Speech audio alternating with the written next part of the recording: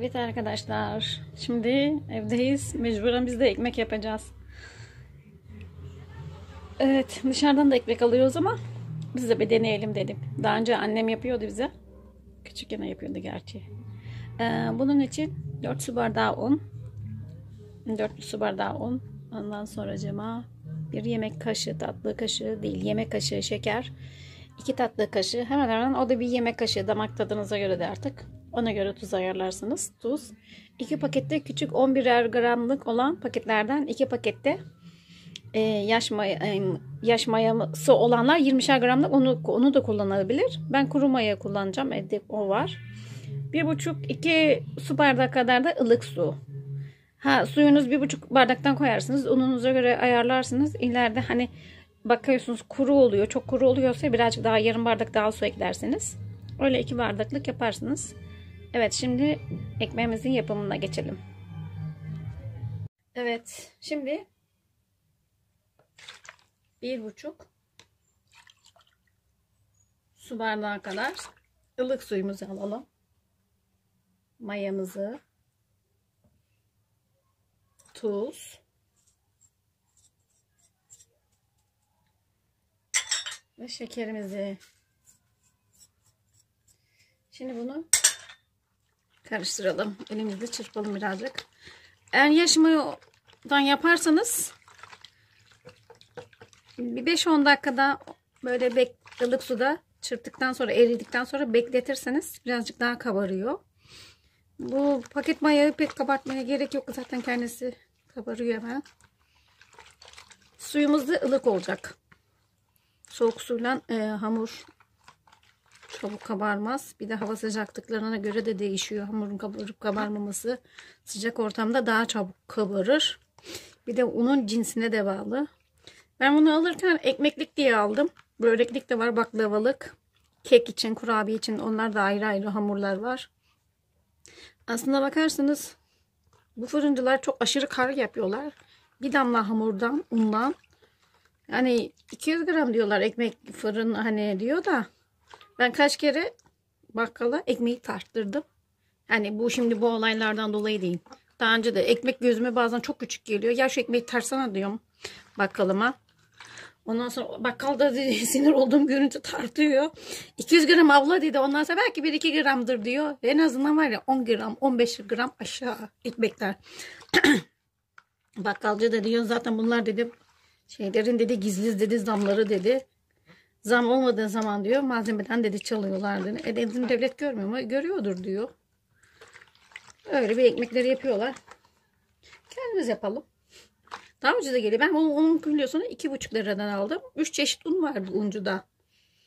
2,5, 3,5, 4 liraydı onun kilosu. Ekmeklik diye bunu aldım. Şimdi unumuzu da yavaş yavaş katalım. Biraz bıraktık. 4 su bardağı.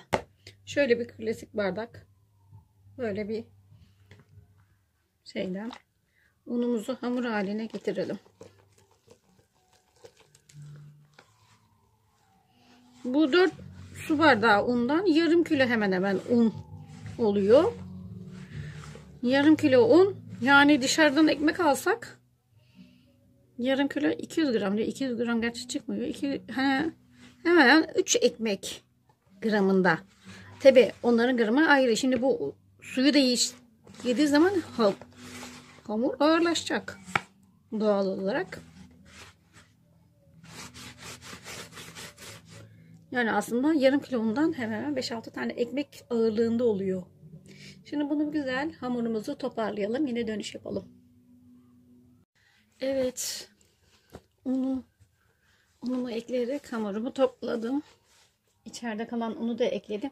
Ve ayrıyeten yarım bardak şu kadarcık daha un ekledim. Biraz çok aşırı ele yapışmadı ama yani birazcık da yapıştı yani. Şimdi ben unumu toparladım böyle. Ne kadar yoğrulursa o kadar hamur hem kabaracak hem daha güzel olacak. Şimdi bu hamurumuzu burası pencereler açık bizim. Pencereler açık. Hava da sıcak. Şimdi ben bunu kapatacağım. 40 dakika 50 dakika kadar mayalanmasını, kabarmasını bekleyeceğim. O 40-50 dakika içinde hani hamurumuzu elimize alacağımız zaman o zamandan fırınımızı açıp ısıtmak lazım. Fırını ısıtırken de sıcağa dayanıklı bir kap içine biraz hani içinde de su fırına taşmayacak şekilde su koymak lazım. Çünkü hamur piştiği zaman onu kurmayacak, içini de yumuşak yapacak. Sert bir ekmeğimiz olmasın. Sonuçta ekmektir yani. Üstü kıtır kıtır olacak ama içi yumuşacık olması lazım. Onu da ona göre ayarlayın. İçine birazcık su koyun. O suyla birlikte ısınsın. İçinde buhar olsun. Benim fırınımda yoğurt bölümü de var. Ekmek yapma bölümü de var. Ben ekmek ayarına getireceğim. Herkesin fırının kendi ayarı değişiktir. Markalara göre değişiyor. Ben ekmek ayarında 250 derecede 200-250 derecede pişireceğim. Siz de fırınınızı ona göre hazırlayın. Bir de isteyen bu hamurunu yaptıktan sonra istediği şekli verir. İstersen böyle hani yuvarlak bir şekilde de bölebilirsin, yapabilirsin. İstersen ekmek şeklinde, somun şeklinde de verebilirsin. Ya da istersen pide gibi de. Üzeri için isteyen susam da dökebilir. Çörek otu da dökebilir. Bir de isteyen bir kısmını üzerine yoğurt dökebilir. Böreklerin üzerine döktüğümüz gibi.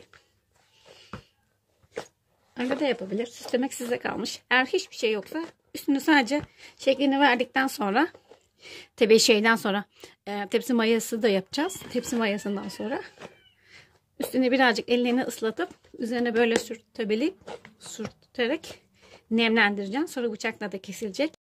Evet, hamurumuz bekledi ve gördüğünüz gibi kabardı bayağı. Şimdi bunu parçalara bölüp havasını da biraz alalım.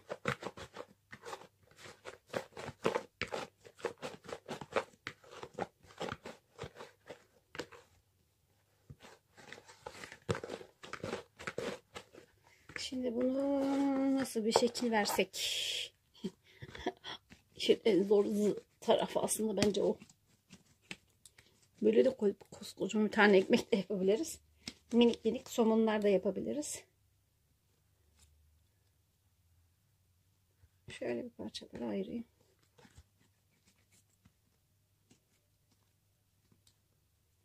Dört parçaya bölsek yeterli. 4 tane ekmek şişmiş, nasıl ses çıkartıyor. Evet, şimdi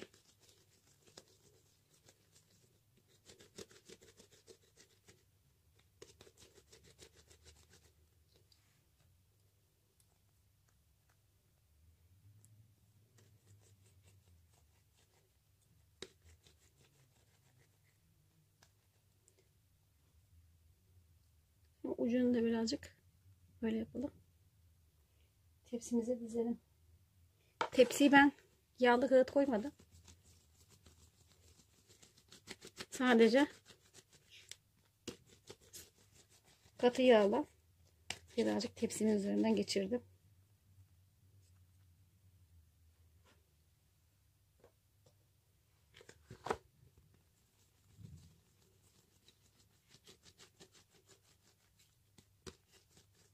Biz evde 2 kişi olduğumuz için bize bu yeter. Taze taze günlük yaparız en azından. Dışarıda da çok şükür çıkışlar da var. Aslında yasaklansa daha iyi ama yasaklanması çünkü yayılıyor. Böyle 4 tane ekmek bize yeterli şimdilik. Şöyle de yapabiliriz. Birazcık bunu açıp biraz daha inceltip geniş açıda pide ekmek var ya, öyle de olabilir. Ama böyle yapacağım şimdilik.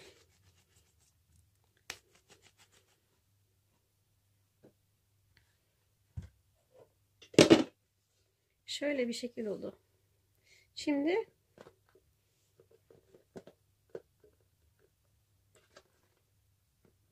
şöyle olsun. Şunu şöyle koyalım.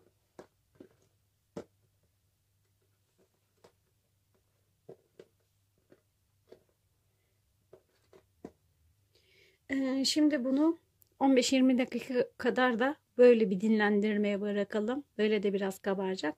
Sonra da şeklimizi verelim. Bu 15-20 dakika kaynayınca kadar diyor. Dinleninceye kadar, hamurun yine kendi şişme vakti oluncaya kadar. Şimdi fırını da açacağım. Ben yine ekmek, dediğim gibi benimkisinin de ekmek ayarı da var. Ekmek ayarını yaptım. Bir tane demir tabağa koydum ben. Benim kek kalıbı. Onu fırına koydum. İçine de suyunu koydum. Çok fazla da aşırı bir su doldurmayacağım. Çünkü çabuk kaynasın. Bunların pişmesine kadar o da kaynasın. Buharıyla ekmekleri yumuşak tutsun diye. Şimdi fırını da alayım. Açayım. 220-240 derecede bir 10 dakika ısıtacağım. 10 dakikaya kadar bu da zaten olur. Mayalanır.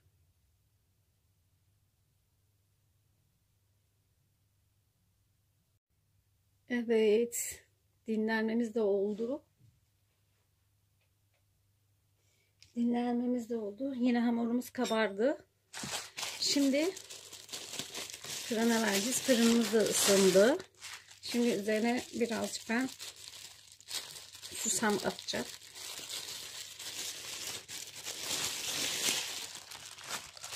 Susamını da hazırladım.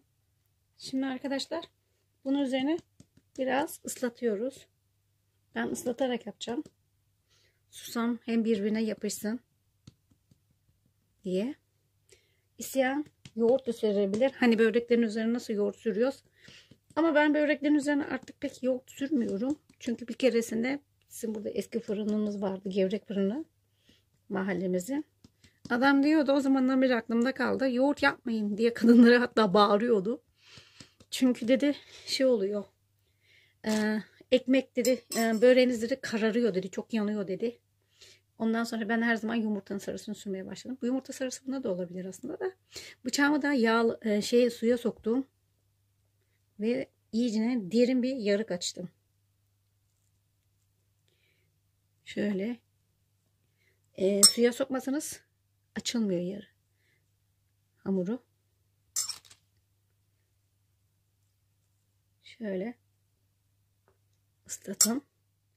İsterseniz bunu yapmayabilirsiniz de. Size kalmış bir şey. Şimdi biraz çörek otu.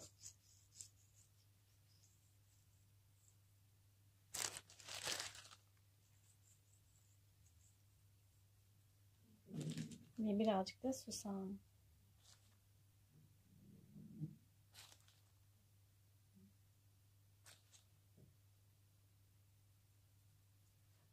Evet, gördüğünüz gibi. Şimdi bunu fırına verelim. Üstü kızarınca kadar, fırınınızın ayarınıza göre değişebilir yine tabii ki de. 20-25 dakikada altı üstü kızarınca kadar pişirelim. Sonra bitmişini görelim. Evet, ekmeğimiz pişti. Bakın, yumuşacık, çıtır çıtır ve bu bir tane normal ekmekten ağır geliyor. Hani ölçmedim terazide gramını da, tartıda, ama çok güzel. Arda içini açsana. İkiye bölsene. Evet, içi de mükemmel pişmiş. Şimdiden yapanlara afiyet olsun. Evet, Arda içine sarma bile koydu. Yaprak sarması. Arda ye bakayım nasıl? Arda çekmek istemiyor. Şimdiden yapanlara afiyet olsun.